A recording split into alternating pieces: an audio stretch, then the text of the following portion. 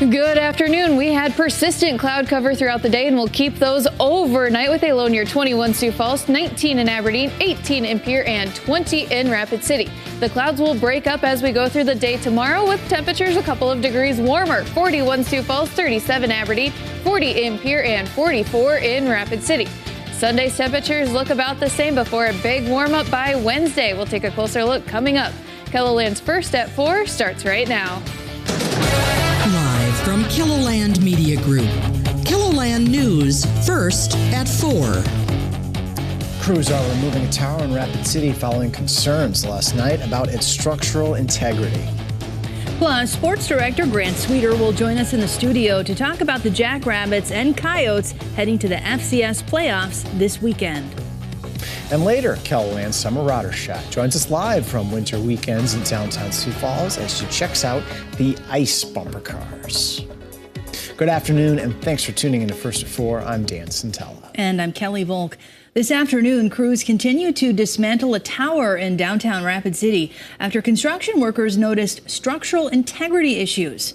Crews worked through the night to remove panels from the elevator shaft so they can safely disassemble the tower. Right now, St. Joseph Street is still closed between 5th and 7th Streets to vehicles. However, the sidewalks are open. Lloyd Companies is the developer for the project. They say no one was hurt and that people were evacuated around the site out of an abundance of caution.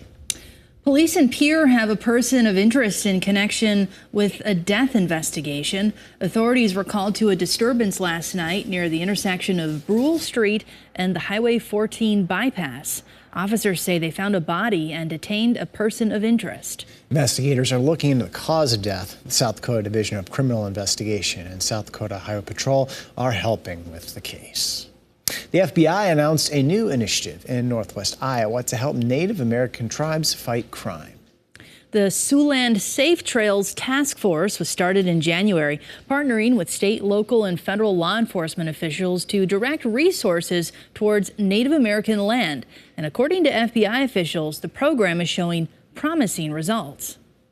All Americans should be able to live a life free from being victims of crime. And when we see areas in our communities across the country where there is increased incidence of crime, we want to do whatever we can to surge resources. And we know in the Native American reservations that we have jurisdiction over here, we're going to do whatever we can. And this is a tool that we realize if we create this task force, we think we can really help the community.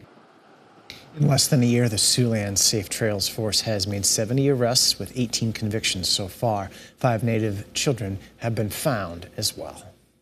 Well, let's take a look at the weather now. I went on a walk this afternoon, and it did not feel like December outside. No, almost like October out there, Megan. It really does feel fall-like, Dan and Kelly. We've had some thicker cloud cover all day, but our temperatures have been near normal with very light winds.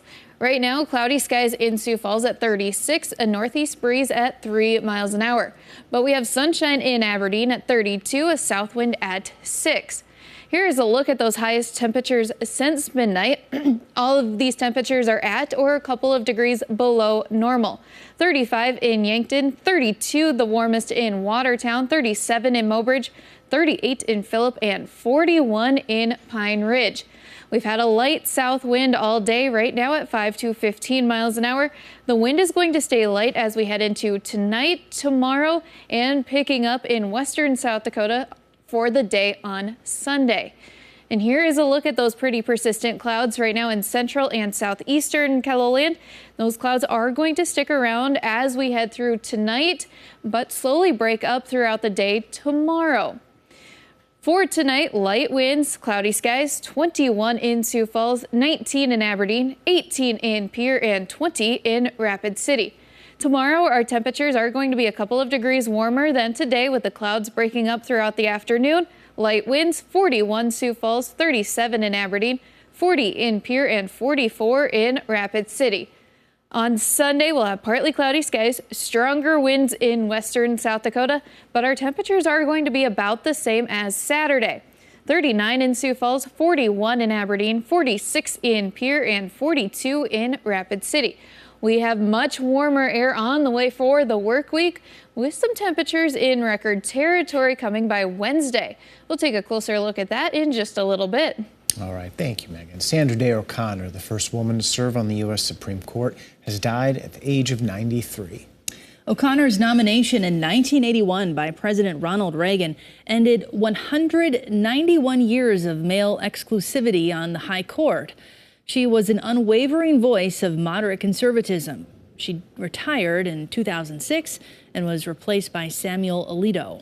Chief Justice John Roberts says she blazed a historic trail as the first female justice.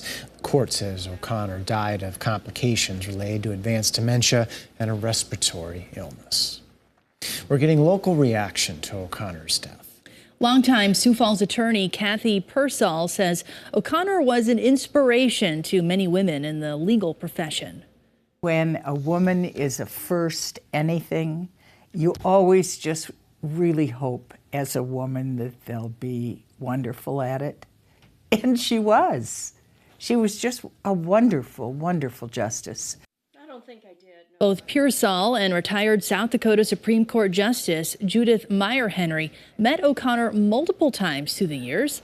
They'll share their remembrances of the late justice tonight at 5. South Dakota Senator John Thune wants to put safeguards in place for artificial intelligence. Thune says his bill, the Artificial Intelligence Research, Innovation, and Accountability Act, would offer what he calls a light touch instead of heavy-handed government regulations.